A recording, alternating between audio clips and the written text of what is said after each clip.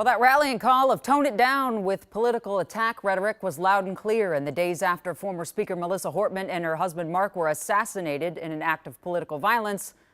But that was weeks ago. And we know tonight some members of Congress just don't want to tone it down. This is Breaking the News. I'm Janice Shortle.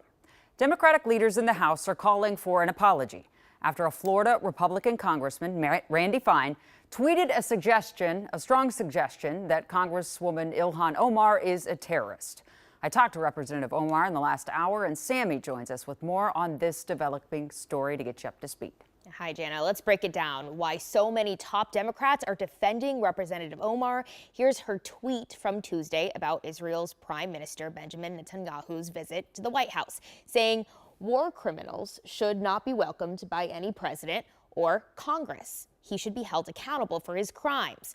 Florida GOP U.S. Representative Randy Fine replied to Omar's post saying, "I'm sure it is difficult to see us welcome the killer of so many of your fellow Muslim terrorists.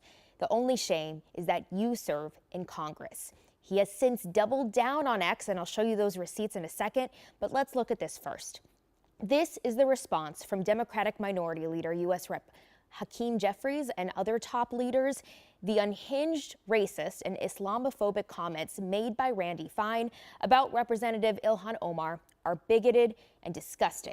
We are just weeks removed from heinous acts of political violence targeting elected officials in Minnesota for assassination. This is an incredibly difficult time for our nation, and members of Congress should be solving problems for the American people, not inciting violence. Fine responded, saying, "The Hamas caucus is upset. Boo-hoo."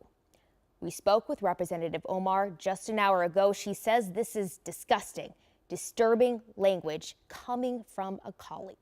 He has decided that if you are a member of the Muslim faith, whether you're in the United States or not, you are a terrorist and thus should be dealt with as a terrorist. I mean, if I was calling every Jewish member of Congress or every Christian member of Congress a terrorist, I certainly would be sanctioned. I would be censored. I would be removed from my committees.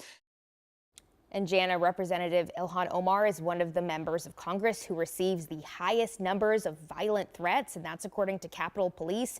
She puts Fine's statement in that category with those violent threats.